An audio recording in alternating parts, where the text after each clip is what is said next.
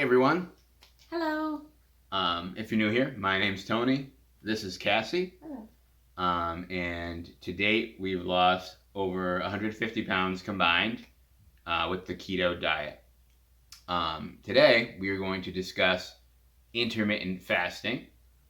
But before we jump into that topic, if you do like the video, please like, comment, share, subscribe, all that fancy stuff. It would really help us out. But Cass, intermittent fasting. So it's basically just periods of time where you're not eating, fasting. So people have been doing it for a really long time and it's super helpful in any weight loss journey. But it does take practice and learning how to do it. So that's what this is kind of going to be a little bit about. Yep. So we do typically an 18-hour fast. So we stop eating typically around 7 p.m. at night. 6. Oh, 6 or 7. It really depends on The day. the day.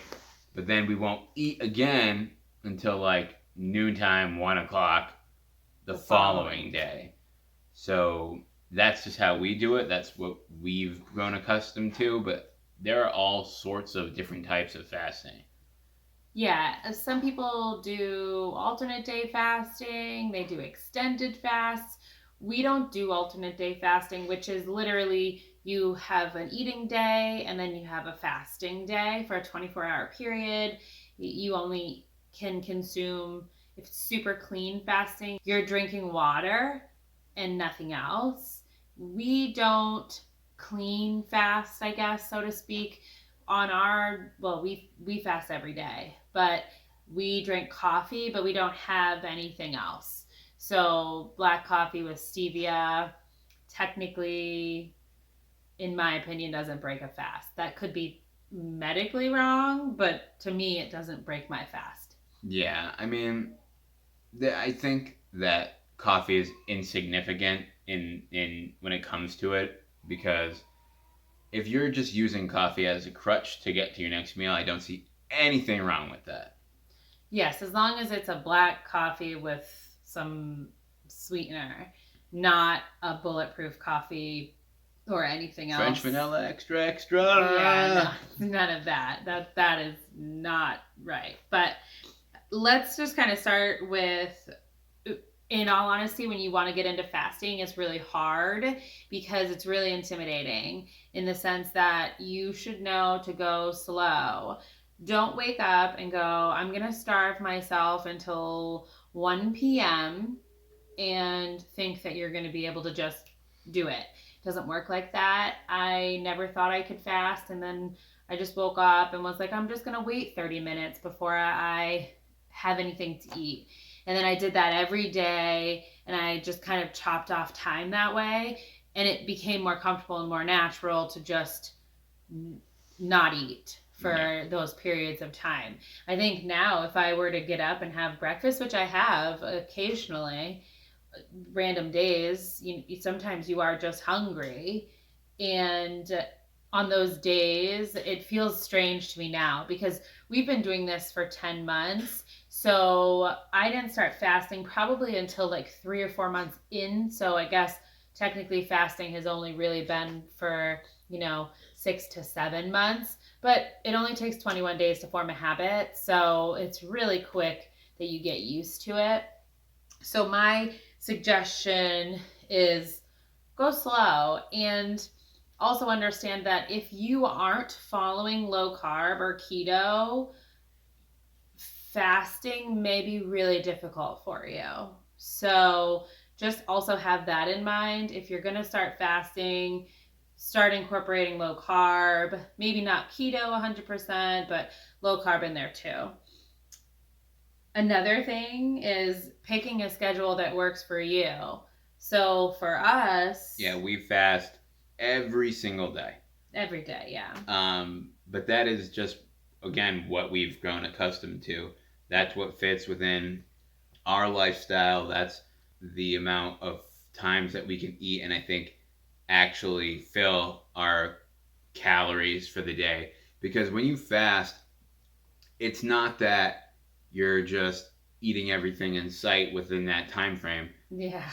So for us, if we're eating, or if we start eating at, let's say, noontime, and we stop eating at 6 p.m., all of our day's calories should be within those 2 meals. So sometimes that means those No, in meals. those hours. Well, for us, it's our 2 meals. Yeah. So we have 2 meals, but it doesn't necessarily mean that you would have to have 2 meals. It's just within those hours. For us, we do have those 2 meals, and we fit our calories within those meals. And sometimes that means that those meals are bigger. Oh yeah, when it's time to eat for us, it's not a quick, like, I'm shoveling food into my face because I haven't eaten in 18 hours. No, we're sitting down, having a plate of food that's been thought out appropriately and what I need to feel satiated, and I eat until I feel satiated, and that's when I'm done eating. So we do 2 MAD. So with intermittent fasting and keto, we're also 2 MAD, which means 2 meals a day. Most of you maybe have heard about OMAD, which is 1 meal a day, which we don't do, which we could if we wanted to, but I choose not to fast that long. All of my food is in this plate. Then I'm going to eat again, at 6 o'clock at night, and then that's all I'm eating. But what you're eating in that time should fill you enough to where you can fast for that length of time, and you're not going to be starving, you're not going to be hypoglycemic, you're not going to be shaking, you're not going to be hangry. None of those things are going to exist for you because you've given your body the nutrients that it needs to last that long. That's why, like, alternate day fasting, then no, you have eat days. You eat. You don't. It's not like I'm fasting for 18 hours and sitting down at my dinner table and I'm eating a piece of just lettuce. No, I'm sitting down for dinner and I'm having a pot roast and I'm having mashed cauliflower covered in gravy and that's filled with butter and all of those wonderful fats, and I'm having broccoli and cauliflower and Brussels sprouts. Like, I'm having a whole entire plate of food. And I mean, we could insert pictures of our dinners and you could see that we're not eating smaller amounts. We're just eating less often, and that's the point of fasting. Fasting is really beneficial in becoming insulin sensitive and reversing insulin resistance. Too scientific though, I don't want to go on a rant. Yeah, but I will say the reason that we chose to do 2 MAD is we did our own research. Yeah. And we chose to do 2 MAD because we didn't want to consistently be eating and kickstarting our bodies to be able to store fat. So again, we don't want to go into scientific stuff here. I think that's way out of our league. We don't want to be about that. But through our research, we determined the best thing for us was to eat twice. We were only kickstarting our body twice, and that was that. And we were getting our calories, and we're feeling full. If you're the type of person who wants to skip breakfast and you want to fast, so most of your fast is going to be sleeping because it's overnight. Then you're going to wake up in the morning. Most mornings, at least in our house, are busy. I'm off to work. Tony's dealing with the kids. Like, we've got a ton of stuff to do. And then before you know it, it's noontime. It's time to eat.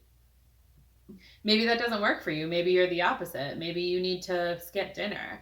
But also, too, don't feel that because you're fasting, you have to do 2 MAD, because it doesn't affect you to eat during your eating window in the same way. If you eat lunch and then you're hungry for a snack because you're genuinely hungry for a snack, that means you didn't eat enough at lunch, A. But B, have a small snack.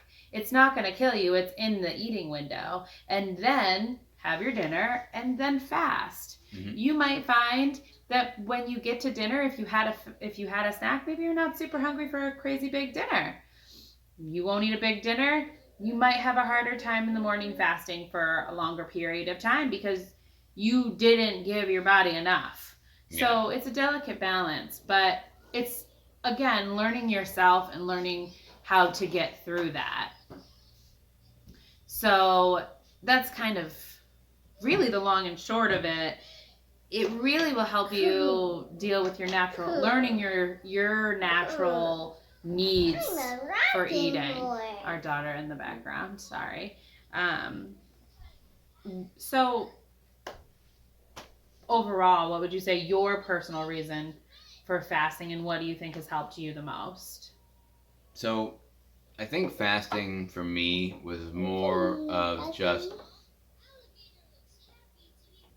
if I knew I was going to eat 2 meals, then I could regulate those 2 meals easier than saying I'm going to eat throughout this window, and I'm going to, when we were tracking, track all this, all this, all this, all this, all day. Like, that's too much. Yeah. So for me, I think it was a lot easier to monitor what was going in my mouth within 2 meals. And it also helped me understand, like, when I was really hungry versus, like, when I just wanted to eat. Because I was going long periods with hunger. So I'm like, oh wow, I'm really hungry. But it did help. It did help with that. And it was, we didn't start getting over our walls. Yeah, that's what I was going to say, my reasoning for doing until fasting. we started fasting. Yeah, that's when I really saw a big change, was with fasting. Once I started fasting, I realized I could control that emotional response to want and hunger. That's when I kind of got my power, which was like, I can control how hungry I feel with, controlling what I'm eating and all of that. It kind of fits together naturally. When you're eating, if you eat like a super fatty meal for keto and you like knock it out of the park, you made the best keto meal of your life, you might eat that meal and you might realize that you're not hungry for 20 hours. Like, that's happened. We've eaten a meal and then not been hungry for a long time because your body's really satiated. Mm-hmm. So that's really it. So I think, just kind of a quick recap, our suggestions is go slow at a pace that you can tolerate and handle, and pick a schedule that works for you. Ours works. We skip breakfast. It doesn't work for everybody, so find something that works for you where you can get those hours and manipulate it however you need to. There is no textbook. Well, there is textbook ways of doing it, but you don't have to follow that textbook. Did save you after. And I think that's it. That's really it.